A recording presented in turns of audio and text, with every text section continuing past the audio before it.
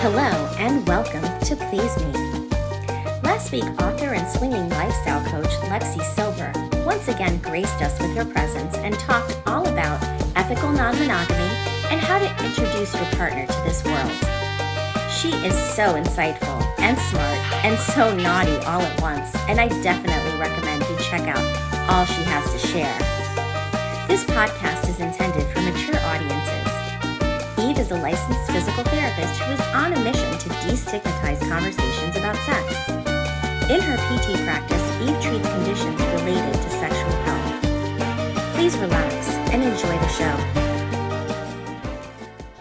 Hello and welcome to Please Me, the podcast that aims to destigmatize conversations about sex and sexual health by turning the sheets into our classroom. Today, I have the honor to welcome Sara Webb to our podcast, and I am so excited to have her on today. She is a resilience coach, and she helps female professionals get over heartbreak and connect to the power within.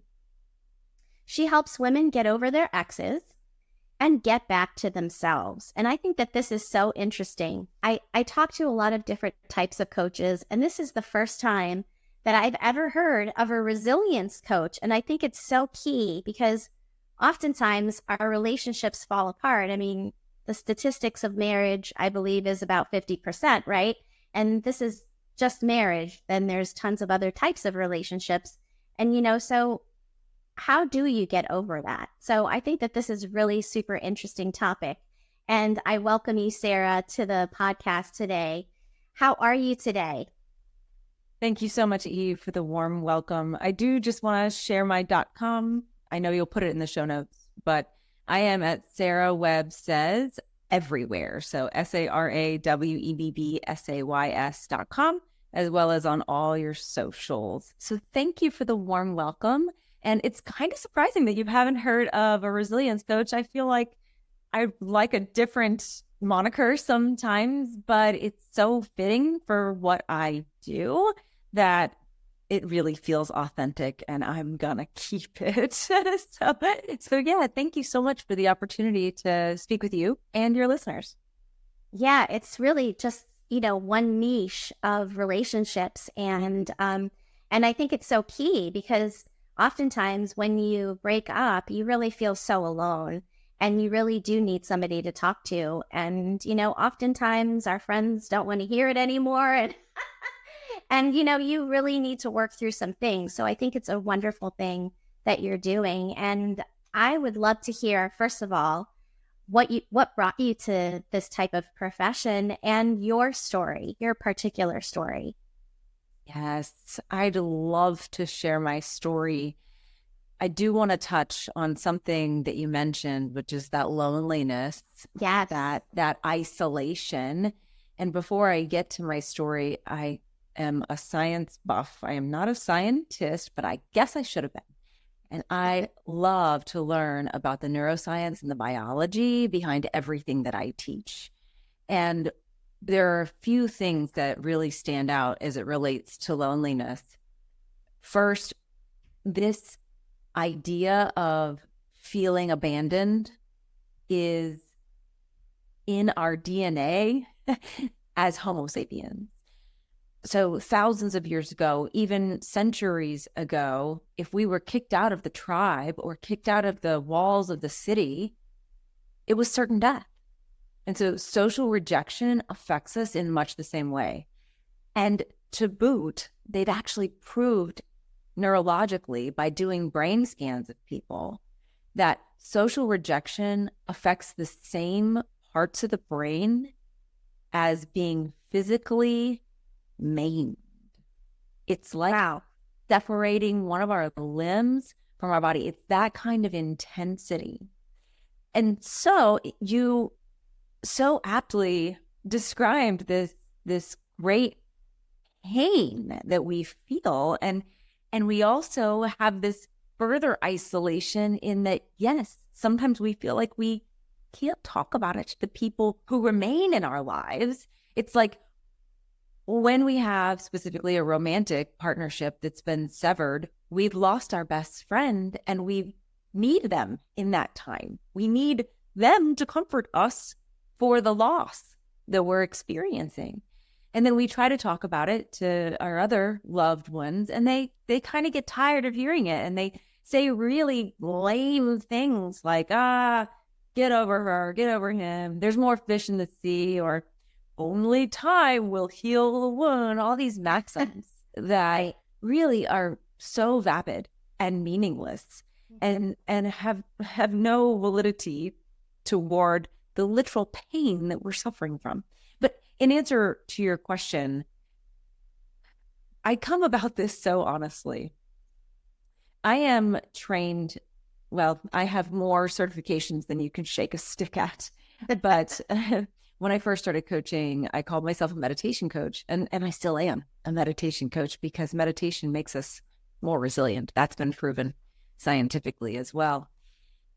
So I use meditative practices in order to help people find themselves, go on a journey within, a journey toward themselves, toward their truest authenticity. And my story with heartbreak starts very early, and it wasn't necessarily romantic. In fact, it wasn't at all. My first tales of heartbreak were friends. I, for whatever reason that we can't go into right now, switched schools. My dad put me at this private school and then this private school, and it wasn't behavior, it was just choice. And it was a small school in both instances. And so a small class, like, one second grade class, one sixth grade class, that's it. So I came into, in both of those instances, friendships that were already established with a pair of women, pair of girls, if you will. And at some point, a year or so later, both of them, came to me and said, we don't want to be friends with you anymore. We don't think that you're a good friend.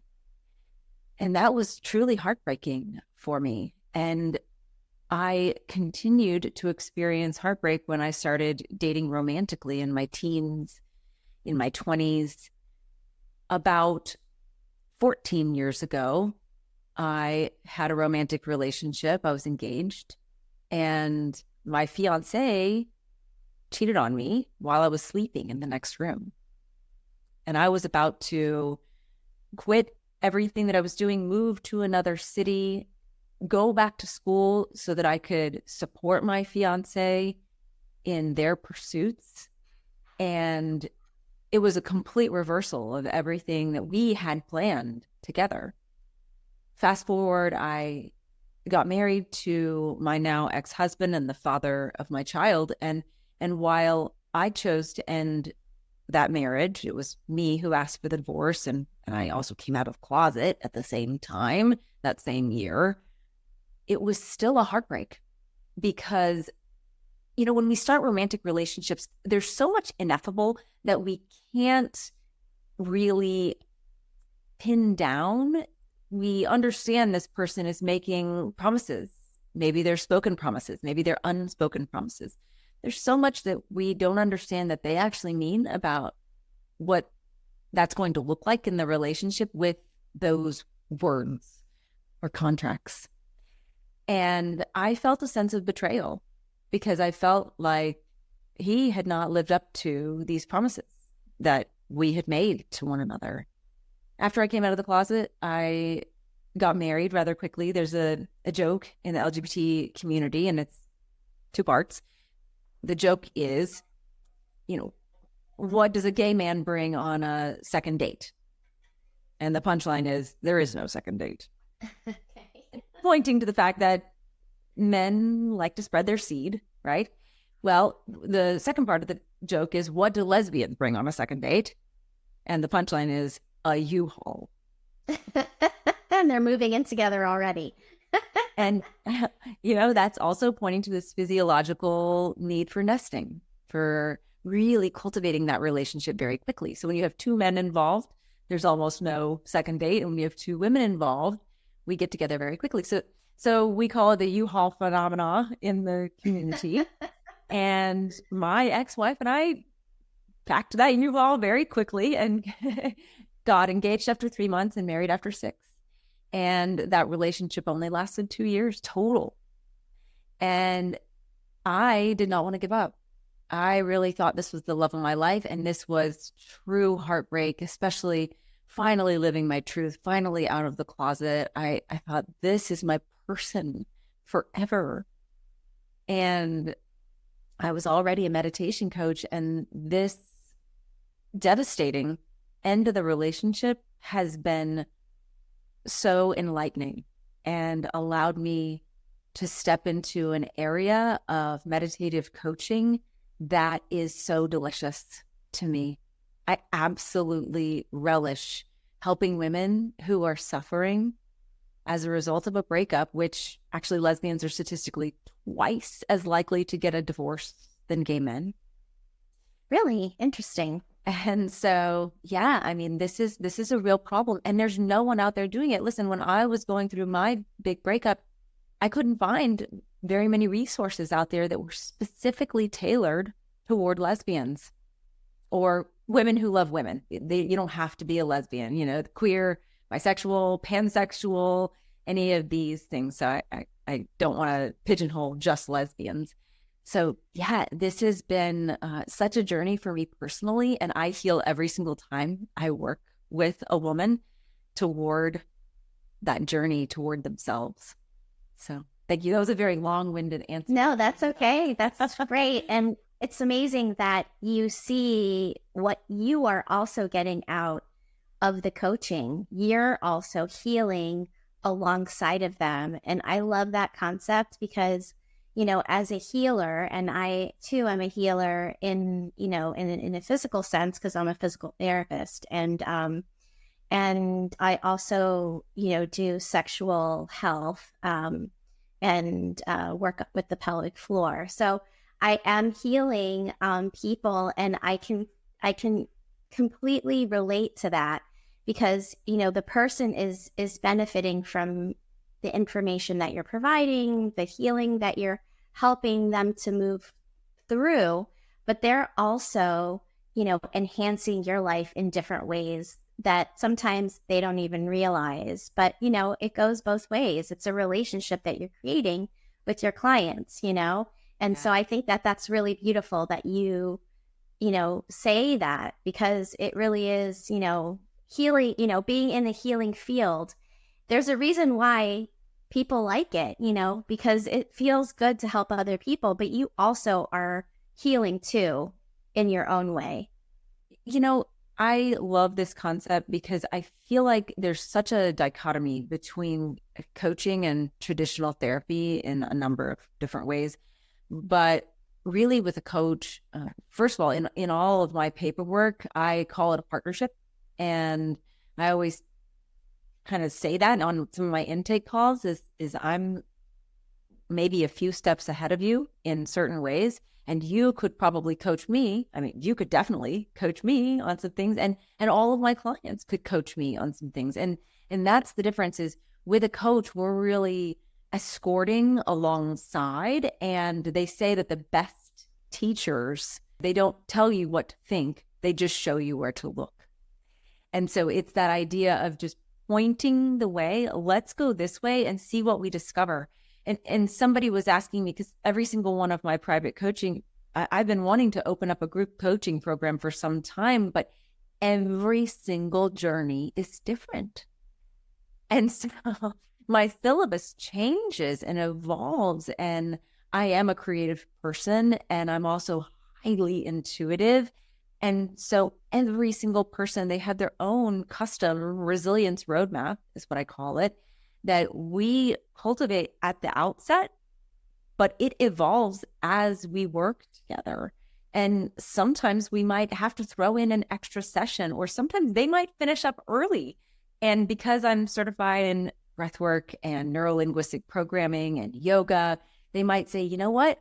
I've really gotten into yoga. I'd love a very specific 20 or 30-minute yoga session that I can do to release this trauma that I have in my sacral region or in my pelvic floor, because trauma on the physical sense is quite common in our community. And I am certified in a number of different ways to release trauma somatically and intellectually. And of course, we utilize the breath and the body, and so much of this mindset and neurolinguistic reprogramming, if you will. So yes, I absolutely believe that this is a partnership, and I grow with every single person that I have the opportunity to walk alongside. That's amazing. And, you know, you mentioned that your focus is the LGBTQ plus community, which I think is wonderful, because, you know, resource wise, that's going to be a community that has less resources. So really focusing on that community is a beautiful thing. And I appreciate that so much. And you mentioned that you came out of the closet when you were divorcing your husband at the age of 40 or so. And I'm curious to know whether you had any desire towards women in your early relationships, or is that something that you sort of discovered as you got older? Well, no, actually, I was in the closet when I turned 18, I went to college, and one wine night with a friend of mine, things turned, and I discovered that I really enjoyed being sexual with women. I am from the Deep South, Bible Belt, and so I called myself bisexual for years. And while I dated primarily women, I did have a relationship or two with men kind of sprinkled in there, but I dated mostly women, including when I moved to Paris. I only dated women there. I had been dating a woman for several years back in Louisiana. And then around 25, 26, my biological clock started really ramping up. And I knew that my parents, who still refused to accept that I am gay, I knew that they would not appreciate me getting married to a woman or trying to procreate with a woman. And so I tried to do it, you know, the right way and the traditional way and the way that they would want me to. And so I found a man and A willing participant. Well, you know, he is such a great dad for my daughter, and I'm so grateful that we still have a good relationship. I mean, we're not best friends or anything, but poor guy, he definitely asked me because, again, with that wine, I don't drink anymore. It's now been over 4 years that I've not drank any alcohol, but while we were dating and engaged, he asked me before we got married, he said, "Are you sure? Because once you have a few, you're very flirtatious with the lady." And I was so deep in denial because, Eve, I do have sexual trauma in my past.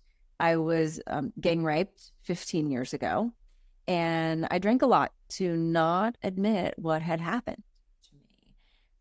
So, yeah, I used the wine as a blanket. And really, when I told him that, I was like, oh, no, I mean, I'm bisexual, but like, no, I'm over that. Like, that was a college thing. And I mean, I really felt like I was being honest with him, because honesty and integrity, wholeheartedness it's one of my deepest core values. And that's why I say heartbroken to wholehearted, because that encompasses so much more. In any case, I really didn't feel like I was lying. I was lying to myself for over a decade, and have now beautifully been able to release that past trauma. And I absolutely love living in my authentic self and being able to be authentically me. Although my parents still rail against me on the regular, sending me Bible verses, which I love the Bible. I love God. I love Jesus.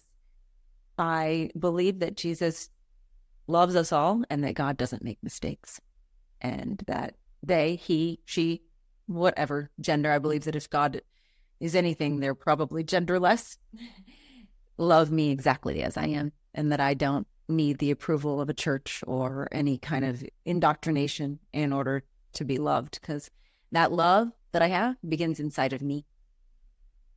So Absolutely. Sorry for the tangent. No, I mean, I agree with you. And I completely agree with you that we are all, you know, deserving of love, and we are all deserving of pleasure. And that's what this podcast is all about, is, you know, letting people feel shameless you know, allowing people to not have that shame, not have those societal constructs hanging over our heads that influence our choices. And, you know, so much so that you married a man because you didn't want to disappoint your parents. And so I can see that that happens over and over in so many relationships for so many different reasons. It may not be the sexuality or, you know, choice of partner, but just for different reasons, you know, and, you know, the divorce rate is 50%. It's so high.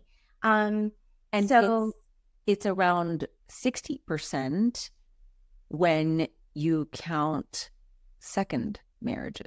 It only goes up the more times you get married. So it's over 15% for first marriages, but over 60% for second marriages, which I did not know. And that like 3/4 to a third. It's so it goes up as you go. Yeah. And I believe that's just hopeless romantic. I'm a hopeless romantic. I've now been married and divorced twice, and I want to get married again. Even though I was so frustrated at the time that I don't think that the government, the state, has any say in who I love and how I love them. However, I love being married. I love the comfort, the security, I love weddings. I guess I'm just a hopeless romantic, and I will never, I don't think, stop wanting to have a spouse, a partner. And I do want to touch on something that you mentioned, because when I first got sober, it was actually when I was pregnant with my daughter.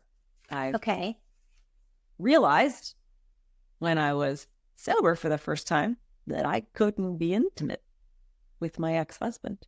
Wow. That was the first sign that I was like, oh my gosh, I'm using this alcohol as a crutch, as a wet blanket over my emotions. And I was, you know, I mean, I don't know if you've been pregnant, and it's your business, but it causes a slew of hormones. And that's when I really began to look at what I was doing with my life and how I was spending my time and what I'm not admitting to. And it really allowed me beautifully to begin to do the work on myself and to begin to spend time going within and looking what I'm not admitting. And so, yeah, it's the beginning of a really beautiful era of my life that started with a lot of difficulty. And, you know, anyway, I know that the topic is intimacy. So I just thought I might mention that. I appreciate that. Yeah, I do appreciate that because, you know, the podcast is about sexuality, and the fact that you felt after having, you know, eliminated alcohol from your life because you were pregnant and you were being a responsible mom Mm-hmm. and, you know, eliminating alcohol, and suddenly you realize that, you know, behaviorally things were different for you. And did you feel like the alcohol allowed you to be more open sexually with your husband? Or what exactly was it that, you know, you felt at that moment? Because that's pretty deep. I mean, you know, realizing that after having eliminated alcohol, that's got to be a huge realization for you. It took some time because, of course, when you first get pregnant, well, and I won't speak to everyone's experience, but for me, there was a lot of exhaustion, and we had been trying consistently and had given up. And I actually told my now ex-husband that I wanted a divorce while I was drunk on New Year's Eve. And he kind of pulled his normal slick moves, and that's the night that it happened. Wow. And so I retracted my I want a divorce statement and was trying to make it work. And, you know, I had already been toying with some sobriety in 2018 on my own. I'm sorry, in 2015 on my own without being pregnant, just wanting to drink less. You know, there's these dry January, or sometimes people do it in November in preparation for December. And in any case, the realization was visceral, but it took me a little while to realize really what it was. I had just started meditating regularly when I got pregnant. I was always a meditator, but I wasn't very consistent about it. I would use it as stress relief, or I would go to a meditation session at a yoga studio, or utilize it at the end of yoga while you're laying in corpse pose and shavasana. But I found a meditation coach and was able to really formulate a practice. And it was through that sitting with myself consistently that it brings a lot of awareness to your thoughts. And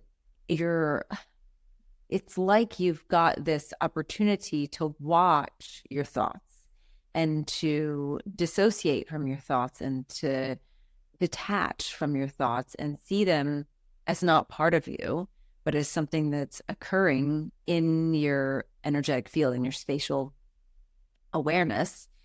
And it just, I can't access, I'd probably have to go into deep meditation to really access how I felt. But I know that it was the beginning of me beginning to unpack the sexual trauma and realizing that I had been utilizing the alcohol in order to continue to be intimate with men, because I went back into the closet, was raped a few years later, and then got married several years after that. I met him several years after, and then we got married about 3 years after that. So, sometimes we don't have the time to analyze what's going on in our lives. We're just making decision after decision, and we don't have that kind of 30,000-foot view that you have on a plane where you can see the outlines of the crops and you can see the interstates. Right? But that's the gift of meditation, is it allows us to really look at what we're doing and our habits and our thoughts, and to begin to unpack them in a more systematic, more scientific way. Yeah. And, you mentioned that you were on the verge of having that divorce conversation when you ended up pregnant. And then at that point, you decided to, again, push your emotions away and try and, save the marriage for the kids, right? Quote unquote, or for the child. Our parents, for the family at large, if you will. Exactly. All of the things that, influence us to make the decisions that we make. And, often those decisions are not the best decisions for us, because you were already feeling like you were ready to move on. And this sort of prolonged that, because eventually it did happen, So I find that very interesting, because so many women are in that position. And I know that I myself, having come from, I've been divorced as well. I do have children. And, trying to keep it together, for the kids, so that, they don't grow up in a broken home, and all of that crosses parents' minds, when you have children and you're married and you want to get divorced, And so how do you coach your clients through, similar situations like you experienced? Yeah, heartbreak is such a universal phenomenon. And it happens, like I mentioned in my opening story, on a number of different levels. Even if there's not infidelity, oftentimes we have a sense of betrayal. Even if you're the one who asks for the ending of the relationship, whether that be a legal partnership or otherwise, by legal partnership, I mean a marriage or otherwise, we can often have this sense of loss. And sometimes women come to me, and I do work with people who are not women, but primarily I really enjoy working with women because we speak similar languages, especially in the LGBTQ plus community.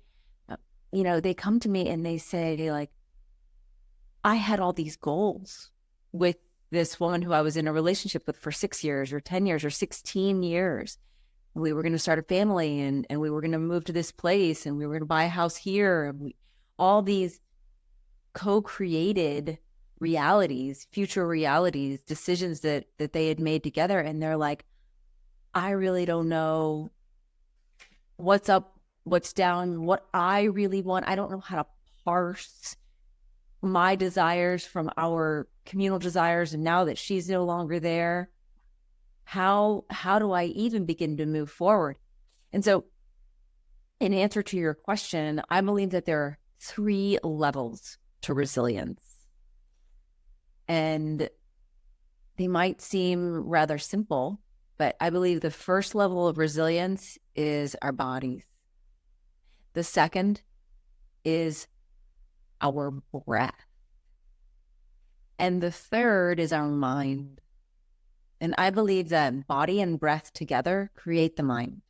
Because where is the mind in the body? Is it inside your brain? And so when we begin to work together, we begin first with roots and routines. After onboarding, usually that first week is called roots and routines. And we get back to the root of who the client is. So tapping into personal core values. Because I believe that, yes, we are the same person essentially from when we're young until we get old, because we have these values that are instilled in us, or maybe we've chosen to embody based off of experiences. But we also are creating ourselves bit by bit, breath by breath, choice by choice, every single day. And I mean, the things that we do are actions. They start with thoughts, right? Start with thoughts, we can have actions. Actions done repeatedly are habits, and our habits create our character. So again, we start with the roots. Who are you? And then who is it that you want to become, that you want to fully step into? And we work backwards from there to put routines in place so that clients can day by day, breath by breath, choice by choice, step into the future version of themselves by embodying and breathing and having the right mindset, these 3 levels of resilience. So we work on embodiment, literally, with our meditations. I am certified in breath work. And so we incorporate and layer in the breath work with the body work. And then once those 2 practices are really established and we can locate where these emotions lie in our bodies, where they sit, where they vibrate, literally, then we begin to work on the mind, because by this point, I've basically tricked them into meditating every single day. There's body work, embodiment practices, and breath work. And maybe they're a meditator already.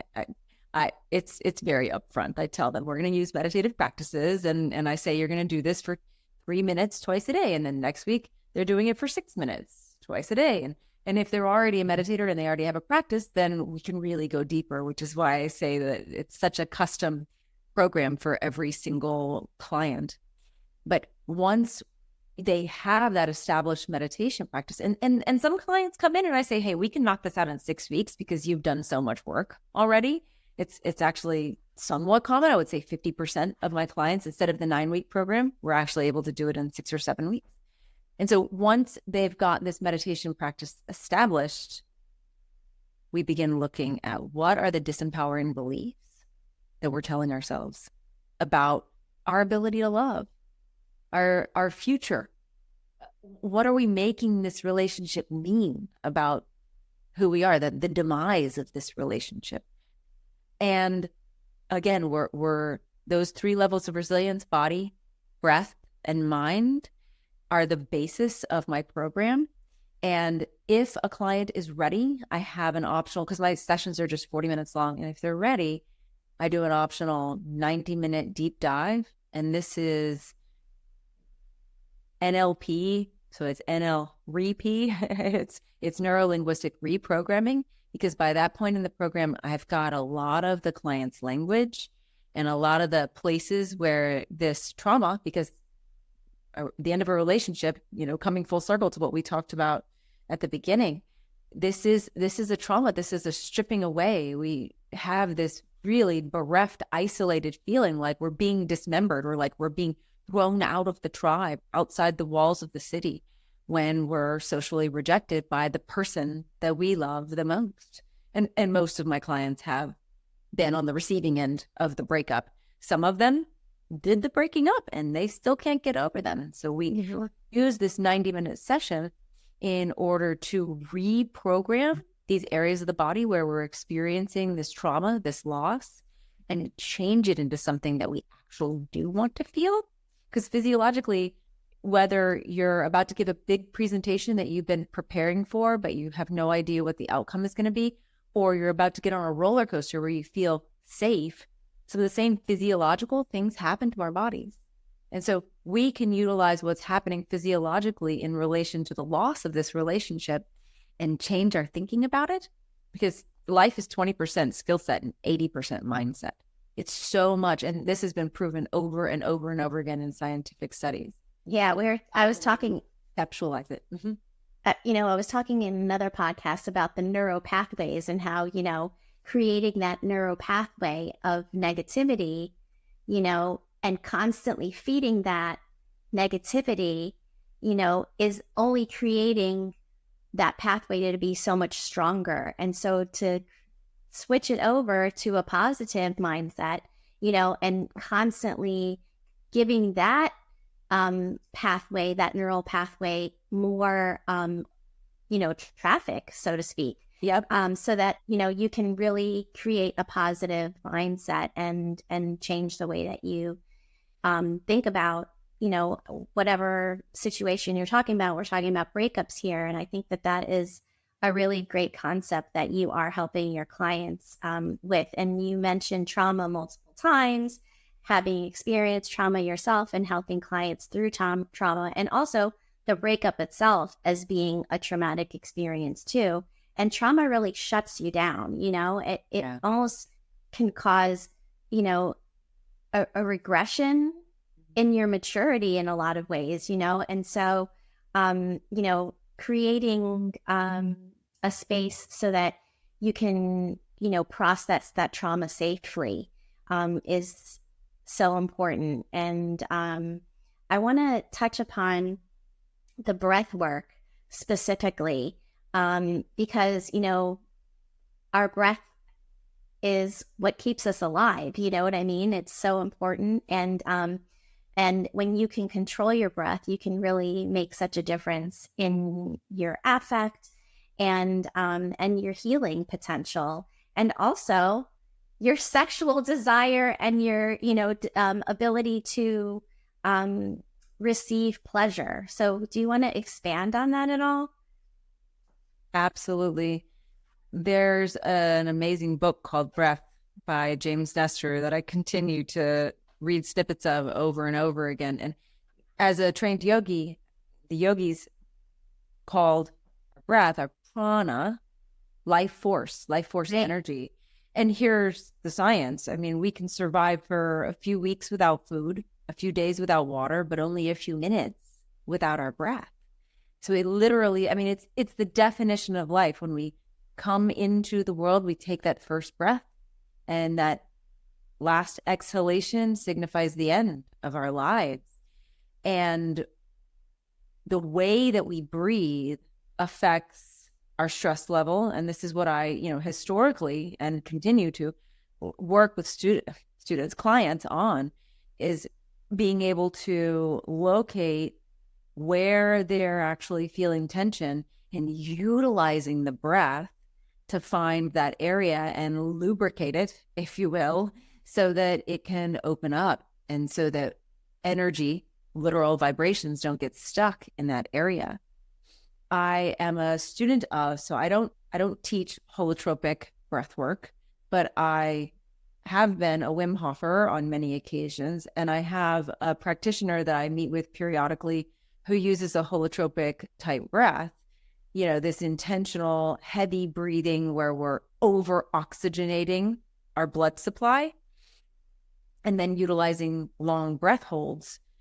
So I've done a lot of holotropic work, and there's major power in the ability. I'm not comfortable leading people through it because I would like to get more certifications in that area, but I do point people toward other resources. There are plenty. I went to a group event in Tampa Bay recently, maybe a year ago, where he's actually, utilizing music and eliciting physiological responses and helping people work through trauma in a group setting. I've done things like that in yoga studios as well, where they're utilizing the holotropic breathwork.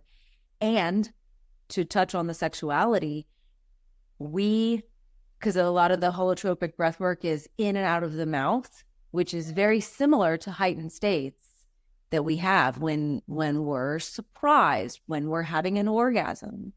We're typically breathing in this fashion.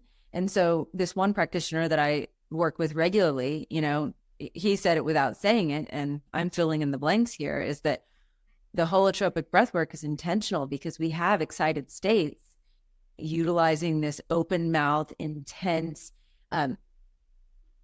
actually it's like extending the exhale. Sometimes it's more inhale and then this release on the exhale. There's so many different kinds of breath that a given person might be in the habit of utilizing when they're in between the sheets. And so it is absolutely something that we can harness and that we can use intentionally.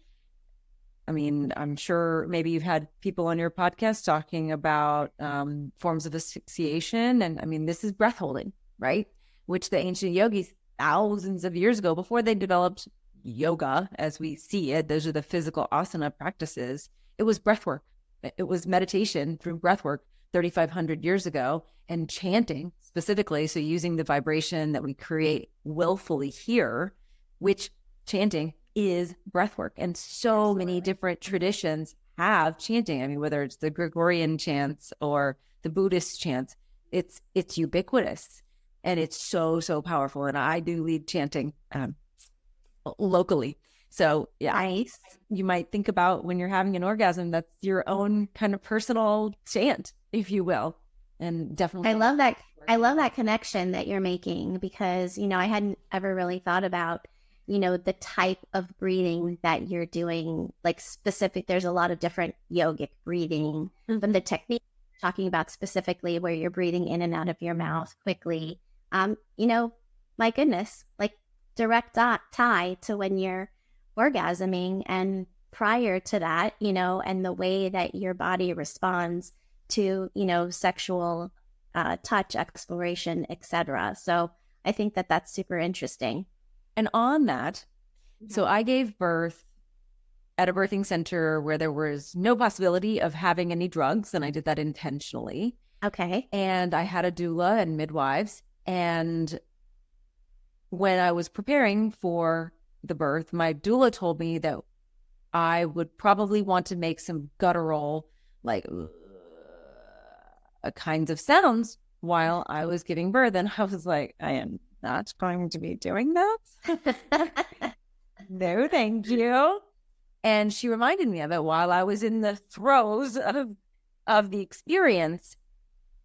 And let me tell you, so the yogis say that this sacral area, the perineum and above in the uteral area, is very connected to this fifth throat chakra. And if you look at it physiologically, the cervix itself, as well as the perineum, the floor, the pelvic floor, looks very similar to if you look down on the esophagus to our vocal cords. And the release that I had in my groin by utilizing my throat was incomprehensible. While you were giving birth, you mean? While I was giving birth. It allowed for so much release down there by utilizing, this is the only place on our body where we can willfully vibrate. I mean, everything's vibrating, right? Your desk is vibrating. The walls are vibrating slowly. But this is the only place where we can willfully vibrate. And they say, right, the pen is mightier than the sword. We could cut someone by utilizing this vibration with our words, right? So anyway, I just thought I would mention that because you might enjoy that aspect. Yeah, definitely. And I think about the guttural sound because, during my births, I was very, very quiet. Like I didn't make any noise, which everyone was kind of surprised about. And me too, because I wasn't planning on being that way. It's just the way that my body manifested during that time. But I can totally relate to the guttural sounds with orgasm, and sometimes those sounds just escape me and I'm like, whoa, I mean, I have a very small voice. I've always had a very little voice my whole life. And I've always been compared to, having a childlike voice. Oftentimes when I, pick up the phone, people ask me, is your mother home? So I'm surprised by the guttural sounds that come out of my mouth sometimes. And it's always during orgasm. And I think that that's super interesting that you just said that. We're sort of running a little bit low on time. And I know that you, need to be somewhere. So I just want to move on to my last question that I normally ask my guests. And I hope that this isn't too personal for you. But I do like to ask my guests this question. So what is your favorite sex position and why? Well, with women, the missionary style usually has two segments, right? Because we're giving and then receiving. I have experimented with some other positions, and I find that as I get older, really the missionary style is the friendliest.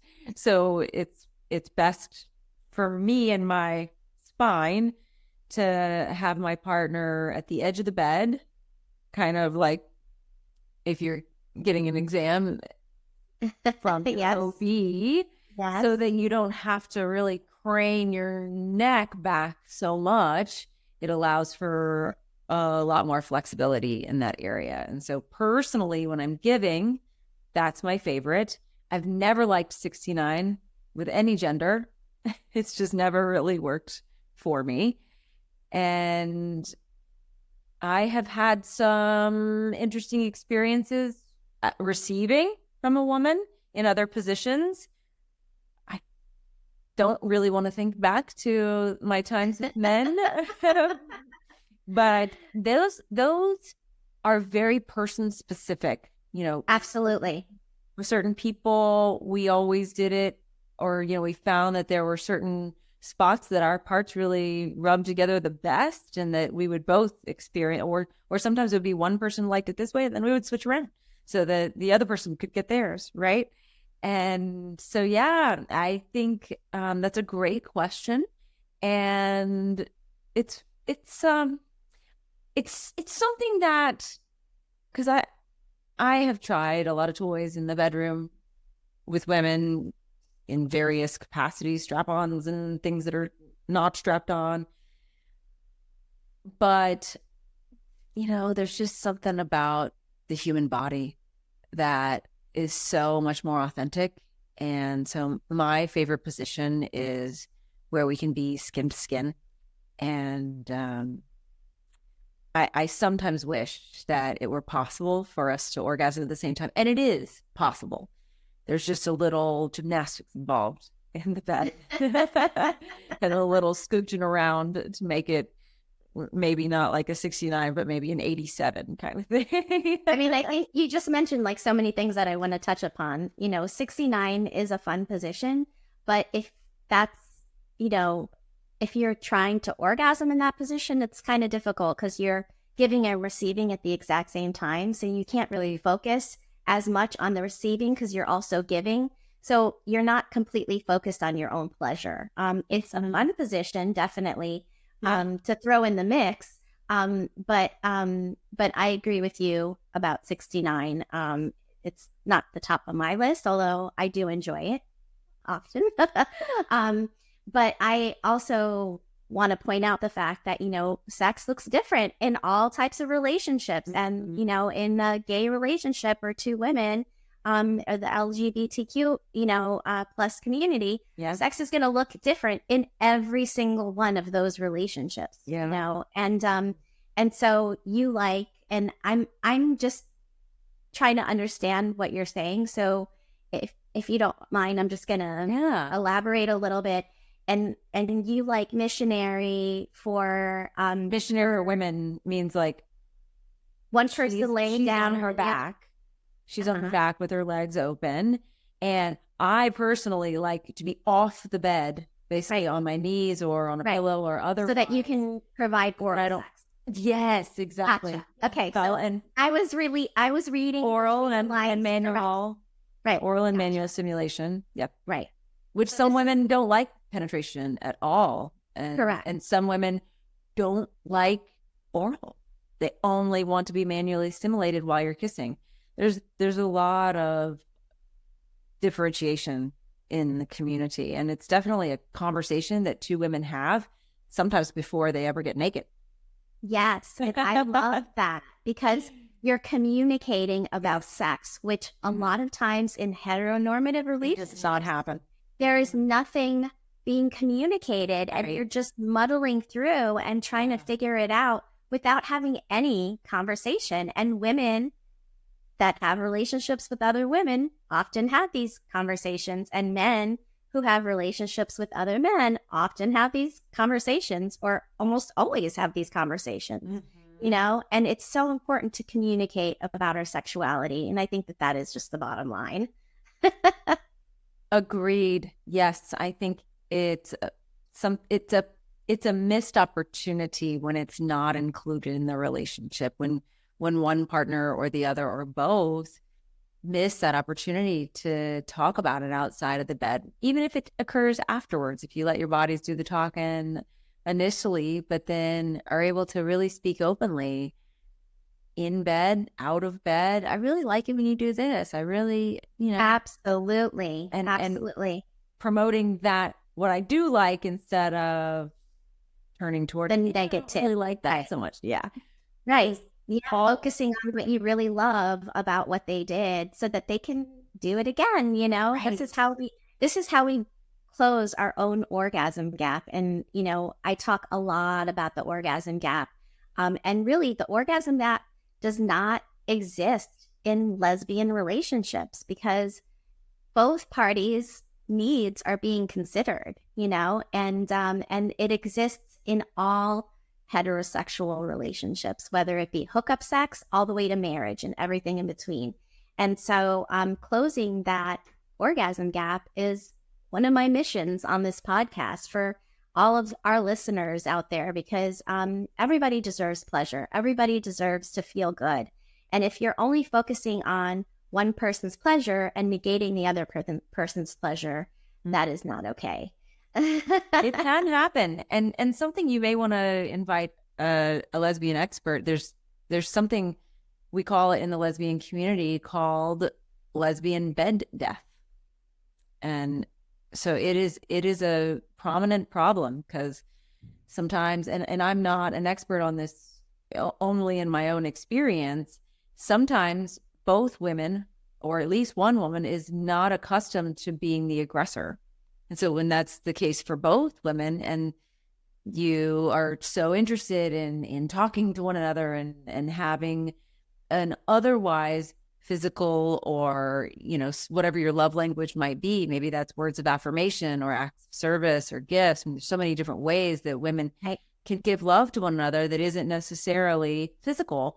And lesbian bed death is a real thing. And so some women are continued to be partnered or married for years or even decades and haven't had sex. They haven't connected intimately in a long, long time. And so, yeah, that might be something for you to explore. I absolutely will. And, I haven't heard of that concept before, lesbian bed death, but I'm sure it's similar to bed death in all other relationships. Exactly. Yeah. Because it happens in long-term relationships when you've been with somebody for a long time. It's very common. So, reconnecting and, having that physical relationship for me in my relationships is so important. I can't imagine being in another sexless relationship. And I know that I did do that once before, and it's never going to happen again.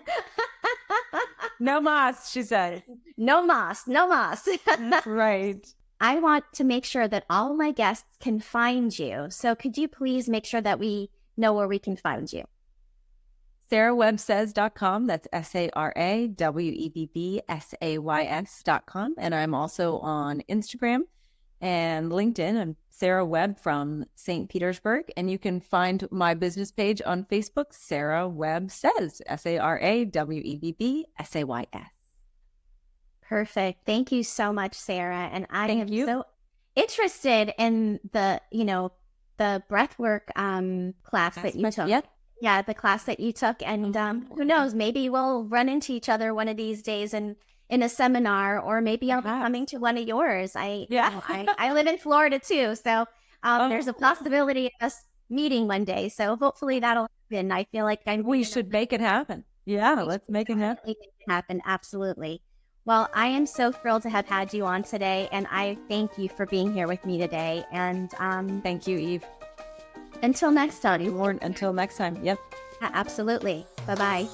Visit pleaseme.online to reach Eve, or for more information on products to increase blood flow and overall health, for her curated list of her favorite toys, and for swag that shows that you are a big fan. Please consider supporting the show.